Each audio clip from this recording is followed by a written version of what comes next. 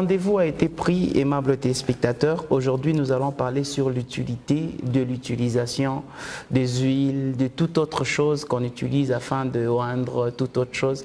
Vous avez compris que c'était le point que nous avons laissé en suspens et c'est aujourd'hui que ce point sera sculpté avec la gloire par la grâce de notre Seigneur Jésus-Christ. Comme vous le savez, ça a toujours été la joie. Ma joie est grande de vous présenter cette émission car je sais que vous êtes en train de bénéficier d'une onction, d'une fraîche onction de l'enseignement qui est en train d'édifier l'Église Corps de Christ.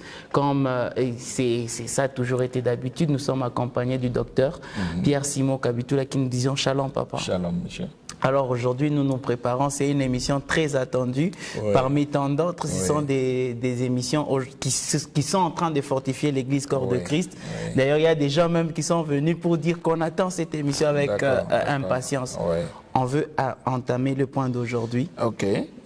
Aujourd'hui, on va parler de la révélation et de ce qu'on appelle support. C'est-à-dire, vous avez la révélation de la parole de Dieu et vous avez les objets, les supports, les objets que l'on peut utiliser sur la terre. Parmi les objets, nous avons l'eau, l'huile, le feu, le sable, l'air, bref, tout ce qui existe comme matériel dans la nature, tout ce qu'on peut utiliser, tout ce qu'on peut mettre à côté de la parole de Dieu pour accomplir une tâche donnée. Bon, maintenant la question que nous nous posons est celle de savoir est-ce qu'on peut le faire ou on ne peut pas le faire? Et si on doit le faire, comment le faire? Voilà la question principale de cette émission. Alors aujourd'hui, il faudrait dire qu'il y a beaucoup de questions qui se posent autour de ce sujet. Je crois que plusieurs personnes auront la lumière à travers cette émission. Docteur, d'emblée, d'abord, avant de commencer, mais aujourd'hui, est-ce que peut-on encore utiliser ces choses? Eh bien, la Bible va répondre. La Bible va répondre, mais nous commençons, je préfère que nous puissions commencer avec Matthieu 16. Matthieu 16. Matthieu 16. Et là, nous allons prendre le verset 13 jusqu'à 20, mais on peut même commencer par 15. 15, je lis au nom de Jésus. Amen. Et vous, leur dit-il, qui dites-vous que je suis? Simon-Pierre répondit, tu es le Christ, le Fils du Dieu vivant. Voilà, là, c'est Pierre qui donne la nature véritable de Christ. C'est une réponse révélée et il a présenté le Christ révélé maintenant. Et Jésus a entendu la réponse de Pierre. Et pour Jésus, c'était pratiquement une révélation. Maintenant, écoutez 17, oui. 17, Jésus, reprenant la parole, lui dit, tu es heureux, Simon, fils de Jonas, car ce ne sont pas la chair et les sangs qui t'ont révélé cela, mais c'est mon Père qui est dans les cieux. Donc ici, Jésus bénit Pierre, parce que Pierre a saisi la révélation. Maintenant, nous allons voir les conséquences de la révélation dans la vie de l'homme. Au verset 18 maintenant. Et moi, je te dis que tu es Pierre, et que sur cette pierre, je bâtirai mon église, et que les portes du séjour des morts ne prévaudront point contre elle. Alors, vous voyez dans ce verset, il y a le mot Pierre qui revient 2 fois. Et moi, je te dis que tu es Pierre, c'est le nom de Pierre. Et que sur cette pierre, c'est-à-dire sur la révélation que tu as donnée, je vais bâtir mon église. Donc, il a laissé, Christ a laissé les autres apôtres, les autres disciples. Christ s'est appuyé sur la réponse que Pierre avait donnée. Et à partir de la réponse révélée donnée par Pierre, eh bien, Jésus va faire quelque chose de particulier. Il lui dit, tu es Pierre, et que sur cette pierre, je bâtirai mon église. Donc, dans l'œuvre de Dieu, si on n'a pas la révélation, tout ce qu'on est en train de faire est charnel, terrestre. C'est de l'humain, ça n'a rien à voir avec Dieu. La chose divine commence avec la révélation de l'Esprit de Dieu. Et ici, Pierre a donné une réponse révélée. Pierre a révélé la vraie nature de Christ. Et Christ saisit la réponse de Pierre. Et il dit, sur cette révélation, je vais bâtir mon église. Mon église. C'est Christ qui le dit lui-même. Il va le faire. Maintenant, qu'est-ce qu'il fait avec Pierre? Écoutez, au verset 19. 19, je te donnerai les clés du royaume des cieux. Voilà. Ce que tu lieras sur terre sera lié dans les cieux. Ouais. Et ce que tu délieras sur la terre sera délié dans les cieux. Ouais, Pierre va recevoir maintenant, il va recevoir les clés du royaume des cieux. Les clés du royaume des cieux. Par cette parole, par l'octroi, par ce don, par les paroles de Christ, l'apôtre Pierre est consacré dans l'œuvre de Dieu. Il est consacré, il est attaché, il est passé par Dieu dans son œuvre par la bouche de Christ à cause de sa révélation. Alors maintenant, comme il a été consacré, il peut maintenant entrer dans le champ et commencer à travailler parce qu'il possédait les clés. Vous allez voir plus loin, quand Satan va le réclamer, Jésus va refuser, il va prier pour lui, afin que Pierre puisse rester parce qu'il avait déjà reçu les clés et Jésus ne pouvait pas les lâcher comme ça. Dans Actes des Apôtres au chapitre 13, Actes des Apôtres au chapitre 13, Oui. 1 et 2. 1 et 2. Il y avait dans l'église d'Antioche Oui. des prophètes et des docteurs. Oui, Barnabas, Siméon appelé Niger, Lucius de Cyrène, c'est ça. Manaël, qui avait été élevé avec Hérode, le tétrarque, et Saul. Pendant qu'ils servaient le Seigneur, Pendant qu'ils servaient le Seigneur dans leur ministère, et qu'ils jeûnaient, et qu'ils jeûnaient, le Saint-Esprit dit, voilà. mettez-moi à part Barnabas et Saul Oui. pour l'œuvre à laquelle je les ai appelés. Vous voyez ici, c'est la révélation de l'Esprit qui est arrivée. C'est l'Esprit de Dieu qui a parlé. C'est l'Esprit de Dieu qui a donné le message. Ça veut dire quoi? Ça veut dire que Paul et Barnabas étaient au milieu des autres disciples en train de faire ce qu'on pouvait faire en rapport avec les activités de l'Église. Mais maintenant, le Saint-Esprit vient parler, le Saint-Esprit vient donner la révélation pour que ces deux puissent être maintenant consacrés. Consacrés. Regardez ce qui va se passer au verset 3. 3. Alors, après avoir jeûné et prié, ils leur imposèrent les mains et les laissèrent partir. C'est qu'avant, quand ils étaient en train de travailler, ils n'avaient pas encore reçu l'imposition de main. Maintenant, ils vont recevoir l'imposition de main après la révélation de l'Esprit et ils vont sortir maintenant pour entrer dans le champ de Dieu. Alors, celui qui a commencé l'œuvre sans révélation, celui qui a commencé l'œuvre sans consécration, eh bien, il doit s'arrêter parce que là, il n'est pas vrai, il est faux. Il est faux dans le champ de Dieu. Alors, maintenant, quand on est consacré, quand on est maintenant dans le champ, on a été consacré, on a reçu la révélation. Est-ce que on peut utiliser les objets comme l'eau, comme l'huile, comme le sel, comme le sable? Est-ce qu'on a le droit de le faire alors qu'on a été consacré par la parole? Voilà la grande question que nous avons cet après-midi. Parce que nous voyons aujourd'hui dans plusieurs églises, les gens utilisaient de l'eau, les gens utilisaient de l'huile. Il y en a même qui vendent de l'huile dans des petites bouteilles, appelées cela huile d'onction. Ça se vend dans des assemblées.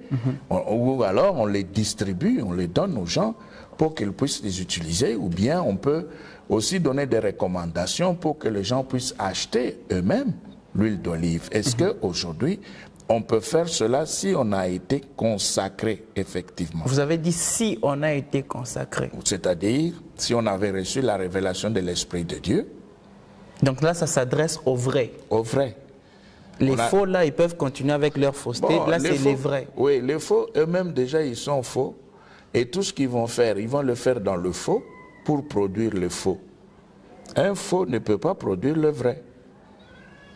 Ça ne peut pas se faire. Ça nous ramène à la première émission qui avait dit un bon arbre ne peut pas donner de mauvais fruits. Vous ne pouvez pas avoir des avocats sur un manguier. C'est impossible. Donc un faux serviteur qui n'a pas été consacré sur la base de la révélation de la parole de Dieu, qui s'est retrouvé dans une communauté. Et sur la base de sa présence dans la communauté, il a reçu des fonctions, il est monté en grade. Il est devenu ancien, il est devenu pasteur. Bon, il est pasteur pour les hommes, pasteur pour sa communauté. Il n'est pas pasteur pour Dieu. Même s'il peut prendre la Bible et faire la lecture et faire des commentaires, même s'il peut dire à la chair, Dieu m'a parlé, Dieu m'a envoyé, je suis venu dire quelque chose à quelqu'un dans cette salle. Tout ça est faux si on n'a pas reçu la révélation de la parole de Dieu. Je m'adresse à quelqu'un, je suis venu, j'ai un message pour un homme, où est-ce qu'il est? Et puis il y a quelqu'un qui lève le doigt là-bas. Tout ça est faux si on n'a pas la révélation de la parole de Dieu. Parce que nous voyons ce qui s'est passé avec Pierre et nous voyons également ce qui s'est passé dans l'église d'Antioche. Oui. Voilà. Maintenant, quand on a été consacré comme ça par la parole, est-ce qu'on peut utiliser le support? Oui et non. Alors nous prenons un premier exemple dans 2 Rois. Nous allons dans 2 Rois chapitre 18. 2 Rois chapitre 18. Nous avons un premier exemple là. Oui. Ouais. Chapitre 18. Oui. Oui. Vous prenez le verset 1 jusqu'à 4. 1, la Bible dit, la 3e année d'Osée, fils d'Éla, roi d'Israël, Ézéchias, fils d'Akaz, roi de Juda, régna. 2 Rois 18. 2 Rois 18, 1, 4. Il avait 25 ans lorsqu'il devint roi et régna 29 ans à Jérusalem. C'est ça. Sa mère s'appelait Abi, fille de Zacharie. Il fit ce qui est droit aux yeux de l'Éternel, entièrement comme avait fait David son père. Il fit disparaître les hauts lieux, brisa les statues. Il fit disparaître le haut lieu, brisa les statues, abattit les idoles et mit en pièces les serpents d'airain que Moïse avait fait, car les enfants d'Israël avaient jusqu'alors brûlé de parfums devant lui. On l'appelait Nehushtan. Voilà. Donc, nous connaissons tous l'histoire, nous connaissons ce qui s'était passé dans le désert quand Israël quittait l'Égypte pour le pays de la promesse.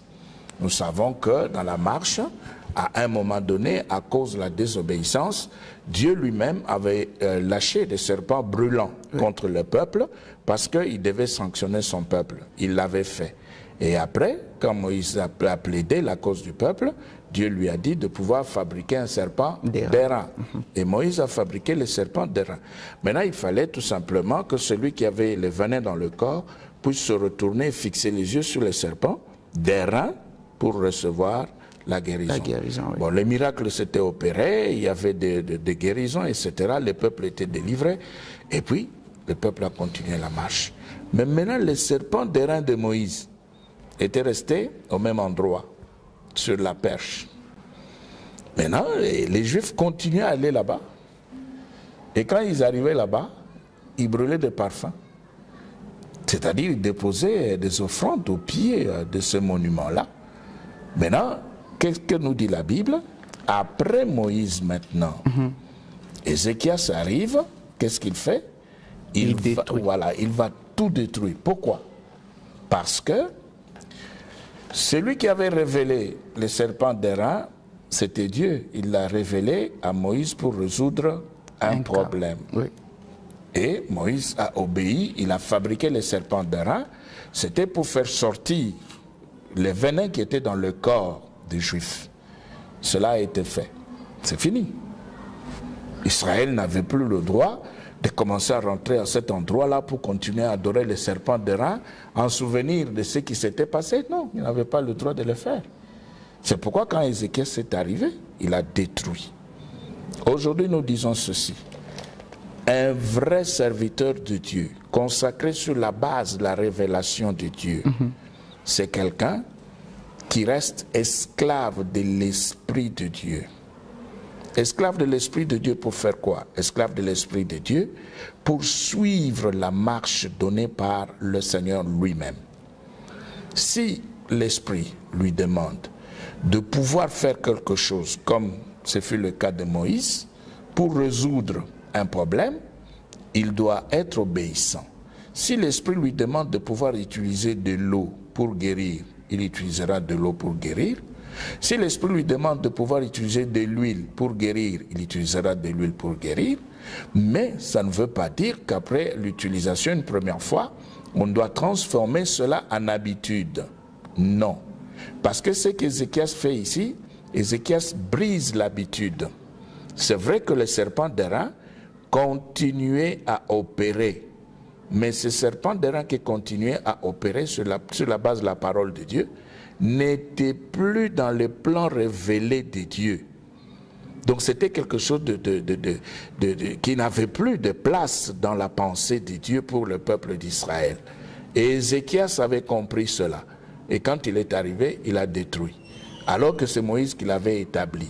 Donc aujourd'hui, je peux ce matin, pour le besoin de la guérison, recevoir une direction de la part de l'Esprit de Dieu, utiliser de l'huile, ou bien utiliser du sel, ou bien utiliser quelque chose d'autre, ou bien un tissu, pour la guérison et la délivrance de quelqu'un, c'est fini. Ça s'arrête là, c'est tout. Ça ne veut pas dire que je dois le faire pour tout le monde et toujours, non. Le problème, c'est que quand on continue à faire toujours et toujours ce qu'on avait reçu de la part de Dieu pour un seul cas, on a dévié. On a complètement dévié. Alors maintenant, il y a des choses ou des situations dans la Bible qui peuvent nous aider à mieux comprendre ce que je dis là. Lisons d'abord Romains 8, 14. Romains 8, 14.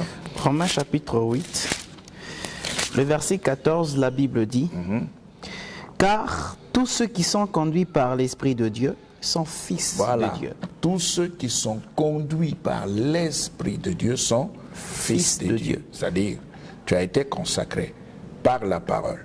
L'Esprit est passé par la parole. L'Esprit t'a consacré. Tu es maintenant au service de Dieu sur la base de la révélation. Maintenant, le même Esprit qui t'a consacré dans l'œuvre de Dieu va te conduire. Il va te montrer des choses à faire et ce qu'il ne faut pas faire. Le même Esprit.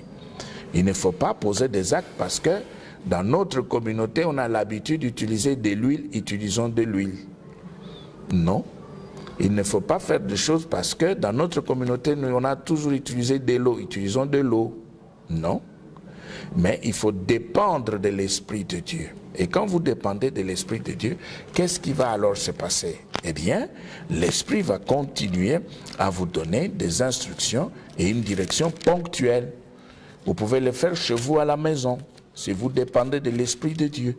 Vous pouvez le faire chez vous à la maison pour vous-même, si vous êtes marié, pour votre femme, ou bien pour votre mari, ou bien pour vos enfants, ou bien pour tous ceux-là qui restent sous votre pouvoir dans votre maison. C'est faisable. Pourquoi? Parce que tous ceux-là qui sont conduits par l'Esprit de Dieu sont fils de Dieu. Ça veut dire, en d'autres termes, que les fils de Dieu sont effectivement conduits par l'Esprit de Dieu. Et alors, si l'Esprit ne conduit pas, l'Esprit ne te parle pas, ne t'éclaire pas, ne te montre pas ce que tu dois faire, tu es en train de faire certaines choses parce que tu appartiens à une communauté donnée, tu es très loin de la vérité de la parole de Dieu. Tu es très loin de Dieu. Si toi, serviteur, tu fais certaines choses parce que c'est comme ça que ça doit être fait, tu es loin de la vérité. Tu n'es pas digne d'être appelé serviteur de Dieu. Un serviteur de Dieu est un fils de Dieu conduit par l'Esprit de Dieu. C'est l'Esprit de Dieu qui devra parler, éclairer et montrer le chemin. Alors maintenant, pour que l'Esprit puisse parler, pour que l'Esprit puisse déposer le message sur le cœur de l'individu, bon, il y a là des choses connues. Il faut recevoir le baptême dans le Saint-Esprit. Bon, ça c'est connu, c'est primaire, c'est vulgaire, c'est connu de tous. Mais maintenant, il faut vaincre la cécité spirituelle et la surdité spirituelle. Parce que si vous n'avez pas encore de victoire sur la cécité spirituelle, sur la surdité spirituelle, l'Esprit peut parler, eh bien vous n'entendrez pas. L'Esprit peut vous montrer des choses à faire, vous ne verrez pas. Pourquoi? Parce que vous êtes encore spirituellement aveugle, vous êtes encore spirituellement sourd. Vous n'entendrez rien, vous ne verrez rien. Alors maintenant, qu'est-ce qui se passe dans Acte 19? Acte 19, nous prenons le verset 12. Acte 19. Ouais. On peut même commencer par 12, par 11. 11, la Bible dit, et Dieu faisait des miracles extraordinaires par les mains de Paul, au point qu'on appliquait sur les malades des lynches ou des mouchoirs qui avaient touché son corps, et les malades les quittaient, les maladies les quittaient, et les esprits malins sortaient. Regardez bien au verset 11. Qu'est-ce qui est dit? Et Dieu faisait des miracles extraordinaires. Qui produisait des miracles? C'est Dieu. Et il est dit, et Dieu faisait des miracles extraordinaires par la main de Paul. Ça dit que Paul n'était qu'un instrument. Un instrument que Dieu oui, se et c'est Dieu lui-même qui opérait. Maintenant, au verset 12. Au point qu'on appliquait sur les malades des linges ou des mouchoirs qui avaient touché son corps, et les maladies les quittaient, et les esprits malins sortaient. Ici, Dieu n'a pas demandé aux gens d'utiliser les linges et les mouchoirs qui avaient touché Paul. Et Paul lui-même n'avait pas demandé aux gens d'utiliser les linges et les mouchoirs qui avaient touché son corps. Non. Ce sont les gens eux-mêmes. C'est pourquoi il est dit au point. Luc, qui a écrit le livre des Actes, dit au point qu'on appliquait. Au point qu'on appliquait. Donc c'est quelque chose qui ne venait pas de la part de Dieu. Et c'est aussi quelque chose qui ne venait pas de la part de Paul. Mais les gens qui étaient là, qui vivaient les miracles, ils se sont dit, si nous prenons ces mouchoirs, si nous prenons ces linges et nous les appliquons sur le malade, nous aurons le même effet. Dieu n'avait pas demandé à ce que les gens puissent faire cela. Mais les gens eux-mêmes s'étaient déterminés de pouvoir le faire. Et ils ont fait cela, ils ont vu les résultats. Docteur, oui. Qui était à l'origine de cette découverte? Si Pierre a découvert que Christ était le Fils de Dieu tout-puissant, et Christ lui a dit que ce ne sont pas la chair et le sang qui t'ont révélé, c'est mon Père. Donc ça peut être le même cas avec ces gens. Ils ont découvert et l'Esprit leur a ouvert l'esprit pour dire que vous pouvez aller appliquer ça et faire ça, vous allez avoir des résultats. Oui, c'est-à-dire que ces gens étaient là bien présents. Ils ont vu comment est-ce que Dieu était en train d'opérer par les mains de Paul. Le problème, c'est qu'ils peuvent voir, mais ils ne peuvent pas comprendre par eux-mêmes. Je vous donne un exemple. Vous êtes dans cette salle, vous êtes dans cette église, les pasteurs se lèvent, ils terminent la prédication, ils commencent à opérer. Oui. Vous êtes là, vous êtes spectateur. Vous voyez ce qu'il fait. Bon, maintenant, vous pouvez aussi facilement prendre les linges et les mouchoirs qui avaient touché son corps pour pouvoir les appliquer sur les malades. Oui. Mais il y a un problème. Ce qui s'est passé ici, chez nous, dans notre ville, quelqu'un travaillait avec un mouchoir quelque part. Je crois que vous connaissez l'histoire. Il travaillait avec un mouchoir, il guérissait les gens avec ce mouchoir-là. Et tout le monde pensait que c'était quelque chose de spirituel, de correct. Eh bien, un jour, en pleine prédication, le mouchoir était tombé. Eh bien, ceux qui étaient là racontent l'histoire. Et c'est comme ça que ça nous est parvenu. Maintenant, l'interprète s'est incliné, il a ramassé le mouchoir et il voulait épousseter le mouchoir, enlever la saleté pour donner le mouchoir à son propriétaire. Eh bien, en époussetant, en secouant le mouchoir, le propriétaire est tombé. Vous voyez? Donc, c'est quand même bizarre. Toi, serviteur de Dieu, tu utilises un mouchoir qui est plus supérieur à toi. Un mouchoir qui a un pouvoir qui peut t'écrouler. Donc c'est un pouvoir ou une puissance, disons en dehors des Écritures et très loin de Dieu, parce que les linges et mouchoirs de Paul ne pouvaient pas faire tomber Paul lui-même, parce que ça sortait de son corps, parce que Dieu passait par Paul. Mais comment est-ce que les linges et le mouchoir de Paul pouvaient faire tomber Paul lui-même? Vous voyez? Donc c'est tout simplement le fait que c'était un mouchoir qui venait d'un autre endroit, qui n'avait rien à voir avec Dieu. Parce que si c'était rattaché à Dieu, ça ne pouvait pas faire tomber les serviteurs qui l'utilisaient. Les esprits des prophètes sont soumis aux prophètes. Voilà. Alors maintenant, dans Acte 5, vous allez voir une autre situation.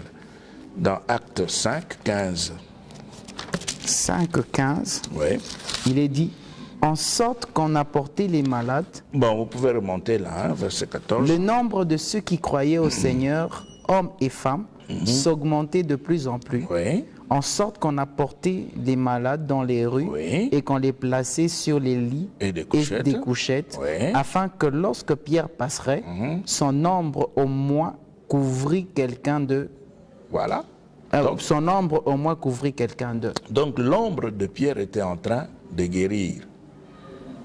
l'ombre de Pierre, c'est-à-dire Pierre arrive seulement, il passe. Son ombre touche un malade et le malade est guéri. Son ombre touche un possédé, le possédé est délivré. Maintenant, comment est-ce que vous pouvez imiter ça? Vous allez aussi commencer à passer, c'est pourquoi nous voyons des prédicateurs quitter la chair, descendre au milieu des gens, etc. Oui, il y en a qui font cela pour la prière, mais il y en a aussi qui font cela pour que l'ombre puisse aussi faire quelque chose au passage. Quand je passe là, bon, il faut que mon ombre, comme l'ombre de Pierre, puisse opérer. Mais si l'Esprit de Dieu permet que cela puisse se faire, ça va se faire. Ça s'appelle la démonstration de la puissance. Bon, certains prophètes disent que c'est la démonstration de la puissance. Oui, il met son empreinte, il dit, viens mettre aussi toi. Oui. Quand il met là-bas, il saute. Oui. Maintenant, qu'est-ce que tu as démontré? La puissance. Bon, c'est la puissance. Bon. Écoutez, cette puissance-là que vous démontrez, les catcheurs font la même chose? Les catcheurs font la même chose. Oui, mais quand même, c'est la puissance. Les catcheurs donnent des coups dans le vide. Et vous vous écroulez, non? Les catcheurs congolais. Oui. Vous voyez ça? Oui. Donc parce ça se passe comme les ça. Catcheurs américains, ils se donnent. Bon, regardez hein, la série de catch. Hein, regardez, vous verrez que même chez les Blancs, il y en a qui donnent le coup dans le vide, vous tombez. Vous voyez, ça se passe. Regardez. Alors maintenant, le problème c'est quoi? Le problème c'est que si l'Esprit permet que cela puisse se faire, ça va se faire. Ce qui vient de Dieu est ponctuel, ce n'est pas permanent. Parce que dans la Nouvelle Alliance, notre plus grand problème, c'est l'utilisation de la parole de Dieu. Docteur, vous avez dit que là, c'était Luc qui était en train de transmettre ses recherches. Oui. Ici encore, il dit, en sorte qu'on a porté les malades dans les rues. C'est lui qui est en train de parler. Oui. Peut-être par les observations. Par ses recherches. Par ses recherches et tout. C'est que les gens sont en train de témoigner que non, on a remarqué que lorsque Pierre passait, son ombre, en passant, était en train de guérir. On voyait des gens en train. Donc, ça ne peut pas être forcément son ombre. Ça peut être une présence qui est autour de lui, qui est en train de travailler. Eux, maintenant, comprennent par les langages courants, c'est-à-dire, ils voient l'ombre passer sur quelqu'un, cette personne-là se lève. Donc, le problème, c'est qu'on ne peut pas carrément dire que non, c'est nécessairement l'ombre qui a témoigné. C'est le témoignage. Non, je vous comprends, vous avez raison. Ici, il n'est pas question de l'ombre naturelle. Non, ce n'est pas une ombre naturelle. Il est question d'une ombre spirituelle. C'est la présence angélique autour de Pierre. Exactement. Voilà, quand Pierre passe, les anges l'accompagnent. Oui. Et ces anges constituent son ombre sur le plan spirituel. Et maintenant, quand il passe au milieu de gens, les malades, les possédés, ils vont crier et les malades vont recevoir la guérison. Mais maintenant, pour que vous puissiez avoir ces compagnons de service avec vous, il faut la révélation. S'il n'y a aucune révélation, les anges ne s'approcheront pas de vous, vous perdez votre temps. Vous serez toujours dans les histoires de communautés. J'appartiens à telle communauté, j'ai premier ancien, 14e diacre, etc. C'est tout ce qui va se passer. Mais en réalité, les anges ne pourront pas se déplacer pour être avec vous. Parce que les anges de Dieu, leur affaire, c'est la parole de Dieu. Psaume 103. Psaume 103. 18. Psaume 103, le verset 18. 18, nous lisons la Bible au nom de Jésus. Amen. La Bible dit, pour ceux qui gardent mon alliance et se souviennent de mes commandements afin de les accomplir. Oui, allons-y. L'Éternel a établi son trône dans les cieux. L'Éternel a établi son trône, où ça? Dans les cieux. Et son règne domine sur toutes choses. 20. Bénissez l'Éternel, vous ses anges, qui êtes puissants en force et qui exécutez ses ordres en obéissant à la voix de sa parole. Voilà. Donc si, par exemple, Dieu n'a pas parlé, vous n'avez aucune révélation, n'attendez pas la présence angélique, ça ne viendra pas. Parce que Dieu n'a pas parlé et les anges n'obéissent pas. Quand on voit des gens, prions pour que les anges de Dieu puissent faire ceci, prions pour que les anges de Dieu puissent faire cela. Ça sont des prières stériles, anti-bibliques. C'est stérile, c'est anti-biblique. Pourquoi? Parce que Les anges dépendent de la parole de Dieu. Les anges dépendent de l'ordre de Dieu. Et quand Dieu donne la révélation à un serviteur, les anges vont suivre la révélation. Et aussi longtemps que le serviteur sera fidèle à Dieu, fidèle à la parole qui lui a été communiquée, qu'est-ce qui va alors se passer? Ces anges seront toujours avec lui. Les anges ne les quitteront pas. Mais le jour qu'il va désobéir, les anges vont les quitter. Ouais. Mais c'est aussi cette présence-là qu'on appelle ou que l'on peut considérer comme étant l'onction. Oui, mais non. Docteur, si nous revenons un peu à ce que vous avez dit, oui. Sur base de la révélation, sur quelqu'un qui a été... Si on est consacré et qu'on a la révélation, on peut transformer notre compagnie angélique, on peut transférer cela dans des objets. Oui, c'est ce que j'ai dit. Il faut que l'esprit commande. C'est comme nous sommes ici, nous avons des fleurs ici et tout. L'esprit me dit, bon, fais quelque chose, prie pour que ces fleurs puissent être utilisées. Bon, je fais la prière, eh bien, les fleurs seront utilisées. Dès que je vais te donner ces fleurs, boum, tu as ce que tu devais avoir de par l'Esprit de Dieu. Oui, mais aujourd'hui, docteur, aujourd'hui, nous voyons les gens utiliser les eaux, les huiles, de différentes manières. Oui. Et d'ailleurs, avec les télé... D'ailleurs, ce qui est encore plus exagéré ce fait, ce sont les émissions des pasteurs qui passent à la télévision. Parce qu'ils ne savent pas toucher les gens. Ils leur demandent de mettre l'eau sur la télévision, mets ceci, mets ta photo sur la télévision, touche-moi, touche ma main à l'écran et tout ça. C'est ce qui est en train maintenant de constituer des questions autour duquel les gens sont en train de se poser la question. Est-ce que ce sont des principes bibliques? Non, nous répondons en disant ceci. Si ces choses se passent sur l'ordre de l'Esprit de Dieu, ça peut bien se faire, mais nous fixons les yeux sur les résultats. Regardez, quand on va vous demander de placer de l'eau sur votre télévision, et après, vous allez boire cette eau-là, ou bien vous allez asperger dans la maison. Très bien, mais pour quel résultat? Si vous avez toujours le même problème, c'est que la source était mauvaise. La source n'était pas correcte. Donc, Dieu ne peut pas, par son esprit, révéler quelque chose et rater sa cible. Non. Si c'est le vrai Dieu qui a donné la révélation pour l'utilisation de l'eau ou de l'huile, on a les résultats positifs, véritables. La délivrance ou la guérison, ou la bénédiction ou la consécration véritable.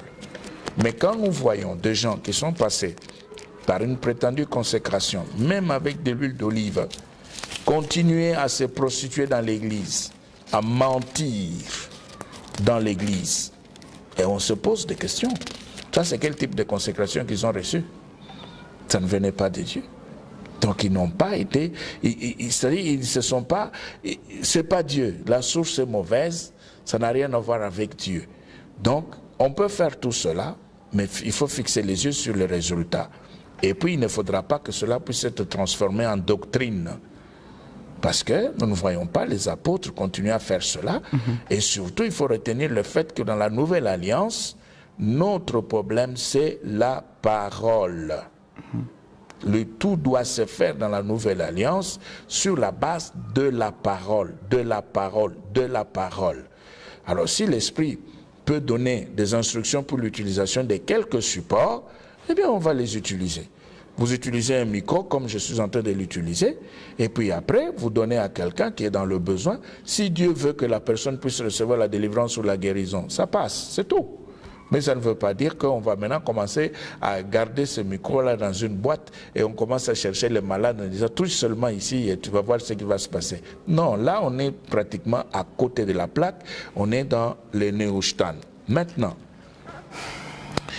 comment est-ce que les fidèles doivent se comporter par rapport à une révélation qui pousse les serviteurs de Dieu à pouvoir utiliser les supports?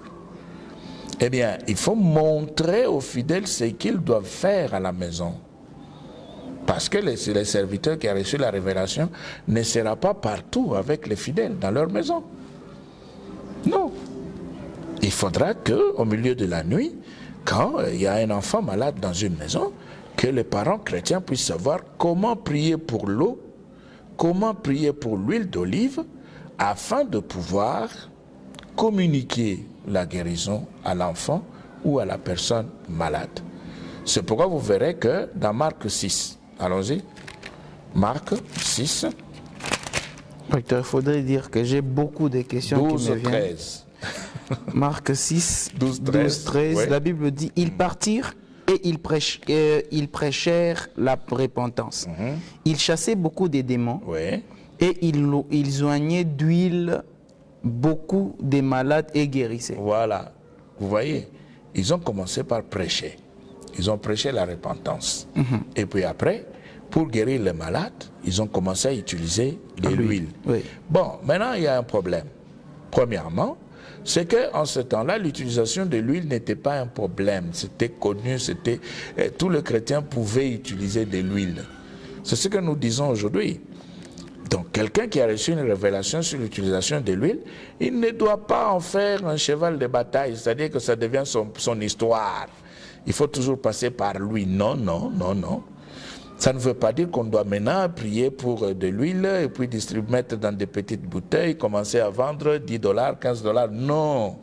Vous avez reçu gratuitement, donnez gratuitement. Ça ne se vend pas. Il ne faut pas les vendre. Il ne faut pas les vendre. Il ne faut pas faire le commerce dans la maison de Dieu. Quand dans les temples, il y avait des changeurs au fond du temple, qu'est-ce que Jésus avait fait? Voilà, il a chassé, il a nettoyé le temple. Toi, tu as reçu gratuitement de la part de Dieu, tu n'avais pas payé. Pourquoi est-ce que tu fais payer? Si on va dire, ah mais l'huile se vend, oui, mais laissez les fidèles acheter eux-mêmes. Pourquoi toi tu dois vendre? Il faut laisser les fidèles aller acheter eux-mêmes. Que chaque personne puisse acheter sa bouteille d'huile d'olive et venir avec à l'église, c'est tout. Mais il est souhaitable de montrer à celui qui a acheté sa bouteille d'huile d'olive comment faire la prière avec cette huile-là. C'est pourquoi ici vous voyez que les apôtres qui s'étaient déplacés n'avaient pas reçu une instruction précise et spéciale de la part de Jésus. Mais ils vont commencer à utiliser l'huile parce qu'en ce temps-là, l'huile était utilisée comme un produit curatif pour les traitements. C'était accepté. Dans Jacques 5, 14, on peut lire. Jacques 5, 14, ça revient. Oui. Que celui qui est malade. Voilà. Quelqu'un parmi vous est-il malade? Qu'il appelle les anciens de l'église. Voilà. Et que les anciens prient pour lui, oui, en l'oignant d'huile, voilà, au nom du Seigneur. Au nom du Seigneur. Donc c'était connu, il n'y avait aucun problème. Maintenant on va nous dire, non, l'huile représente le Saint-Esprit. Nous sommes d'accord? L'huile représente le Saint-Esprit. Mais maintenant, si vous mettez l'huile à la place de l'esprit, il n'y a aucun mal, le symbole peut disparaître, l'esprit peut rester. Mais si vous avez les deux, vous n'avez pas péché, parce que vous avez toujours la foi dans l'esprit de Dieu. Alors maintenant, ce que nous voulons, c'est qu'on ne puisse pas transformer ces choses en doctrine. C'est ça ce qui tue et ce qui détruit. Parce que c'est devenu maintenant presque tout le monde dans les églises. Il y en a même qui le font en cachette, il y en a qui le font publiquement. On vend ce qu'on ne devait pas vendre. C'est ça le problème. Vous vendez pourquoi? Parce que le maître n'est pas d'accord à ce qu'on puisse vendre ce qui vient de lui. Vous savez que même la vente des Bibles est une mauvaise chose. La parole de Dieu ne se vend pas. Mais nous voyons des gens écrire des livres et les vendre. Non, j'ai dépensé mon argent pour produire ces livres. Mais la connaissance qui est dans le livre, qui a donné? C'est Dieu qui a donné. Et qu'est-ce qu'on avait payé pour avoir cette connaissance? Rien du tout. On l'a reçu gratuitement. Donc on devait normalement donner gratuitement des livres ou alors les vendre à moindre frais. Moindre frais. Pas vendre comme on le voit aujourd'hui. Vous entrez dans certaines librairies, vous trouvez des livres qui vous coûtent 100 $. Non. La parole de Dieu ne se vend pas. Vous voyez? Donc il y a un sérieux problème là. Oui. Docteur, nous voulons finir. Oui. Vous avez dit qu'il faudrait regarder les résultats. Si le Seigneur révélait quelque chose, oui, pour voir sa viabilité ou sa vérité, il faudrait attendre à un résultat positif. Oui. Aujourd'hui, nous sommes en Apocalypse chapitre 13. La Bible dit qu'il y avait une bête qui montait de la mer. Il lui fut donné le pouvoir de faire des prodiges. Et c'était des prodiges tels que même le peuple était séduit. Aujourd'hui, nous sommes face à deux usages. Oui. Il y a ceux-là qui les font en vérité et ceux-là qui les font dans le faux. Oui. Mais apparemment, les résultats semblent palpables. Et celui qui est dans le faux et celui qui est dans le vrai, s'il priait pour l'eau, cette eau-là ça produit des effets. Même celui qui est dans les vrais aussi, s'il priait pour l'eau, cette eau-là produit les effets. Alors jusqu'à présent, vous avez dit que oui et non, on peut utiliser tous ces objets-là, les supports. Mais non, comment distinguer le vrai du faux? Parce qu'aujourd'hui, c'est rempli. Presque toutes les églises utilisent maintenant ces objets. Oui, merci pour cette question-là. Elle est vraiment importante. Le vrai sanctifie. Sanctifie-le par ta vérité, ta parole et la vérité. Oui. Donc, si réellement c'est l'Esprit de Dieu qui avait donné l'ordre pour qu'on puisse utiliser l'eau ou un support quelconque, eh bien, les bénéficiaires seront sanctifiés, c'est-à-dire rattachés à Dieu pour les servir. Rattachés à Dieu pour les servir. Ils ne pourront jamais rester comme ça, bras croisés, comme des simples spectateurs. Et si vous avez, après l'utilisation de supports, des gens qui ne font rien, ils n'ont pas été sanctifiés. C'est qu'ils ont utilisé ces histoires-là comme des fétiches. Parce que Dieu ne fait pas ce qu'il fait pour faire plaisir à l'homme. Dieu fait ce qu'il fait pour l'accomplissement de sa volonté. Alors maintenant, si c'est lui qui a parlé, qui a donné la révélation, on a utilisé de l'eau, on a utilisé l'huile, le sel, etc., etc. Maintenant, les résultats sanctifient la personne, c'est-à-dire la personne sera rattachée à Dieu pour les servir. Voilà. Oui, mais aujourd'hui, pourquoi on considère seulement l'huile, l'eau et autre chose? Les autres, on dit que c'est démoniaque. Oui, l'huile, l'eau, c'est ce qui est à la portée de tous, mais on peut utiliser aussi le sel. Il y a un prophète qui avait utilisé le sel pour bénir la source d'eau. Oui, Élisée. Voilà. Oui, aujourd'hui, Dieu me dit non, toi pour guérir, va, je dois prendre l'argile et puis je vais te mettre tout le corps. Après, tu vas guérir. Oui. Si, il faut maintenant préparer les gens. Il faut préparer les gens. Il ne faut pas seulement attendre que le Seigneur puisse donner une telle révélation pour commencer à en parler. Non. Il faut enseigner, il faut enseigner dans l'Église, montrer aux fidèles que Dieu peut parler, que Dieu parle. C'est un Dieu qui parle tantôt d'une manière, tantôt d'une autre. Et quand il avait croisé l'aveugle le nez, qu'est-ce qu'il a fait? Il a appliqué, il a pris la boue avec sa lui, salive. Le Fils de Dieu, lui-même, qui pouvait seulement parler ou souffler, il s'incline, il prend, il crache, il place, il applique sur les yeux. Donc ce sont des leçons qu'il nous donne.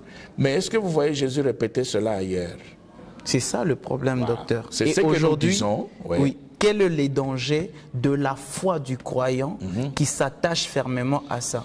Parce que si Luc est en train de rapporter pour dire qu'au point où on appliquait le mouchoir, on appliquait, c'est-à-dire les croyants avaient une certaine foi. C'est comme la femme qui venait, qui perdait les seins, il dit si seulement je touche ce vêtement. C'est ça. Maintenant, quel est le danger que rencontre la foi de ces fidèles-là? Parce que tout le monde maintenant se fie par rapport à ce qu'on leur présente. Oui, ils s'approprient et maintenant c'est ce que oui, je l'ai dit, je vous ai répondu. J'ai dit c'est la sanctification qui compte. Les résultats finaux, être sanctifié pour servir le Seigneur. Pas pour croiser les bras, être heureux du fait qu'on a reçu ce qu'on cherchait, l'argent, l'emploi, le mariage, etc., le bien de la terre. Non. Ces choses ne peuvent pas provenir de la part de l'Esprit de Dieu pour le monde, pour la terre. Non. Ces choses viendront de la part de l'Esprit de Dieu pour Dieu lui-même. C'est ça la sanctification, pour Dieu lui-même. Et si on n'est pas sanctifié pour Dieu, c'est du fétichisme, c'est tout. C'est du fétichisme et nous condamnons cela. Et cela ne vient pas de Dieu, eh bien on se retrouvera facilement dans la pratique du serpent d'airain après la délivrance. Alors, aimables téléspectateurs, vous avez compris, point de besoin de faire un commentaire dessus. Si vous avez des questions, comme d'habitude, le numéro est affiché au bas de l'écran. Essayez d'entrer en contact avec le docteur qui n'hésite jamais de répondre. Il va, si les questions reviennent en masse, revenir sur un autre numéro que nous allons faire pour répondre aux questions, peut-être aux difficultés. Mais qu'à cela ne tienne, on peut déjà entamer un autre point. On va continuer. On va continuer. Je remercie ceux-là qui me visitent pour m'encourager, qui téléphonent pour m'encourager. Je remercie aussi tous ceux-là qui me font des remarques un peu plus dures. C'est bon, ça m'aide à pouvoir m'améliorer. Que Dieu vous bénisse. Sinon, d'ici là, portez-vous bien. Pour aujourd'hui, nous finissons par là. Je pense que vous n'avez pas été choqués. Vous savez que oui et non, on peut utiliser tous ces objets, mais sur la révélation de Dieu. Voilà. Que ce soit Dieu qui te dit, aujourd'hui, utilise cette caméra pour parler. Vous allez parler, vous allez atteindre le but et l'objectif de Dieu. Et prochainement, ne le faites pas si Dieu ne vous demande pas de le faire. Sinon, ça sera de l'erreur, ça sera de l'idolâtrie. Oui. Sinon, d'ici là, portez-vous bien. Shalom. Shalom chez vous.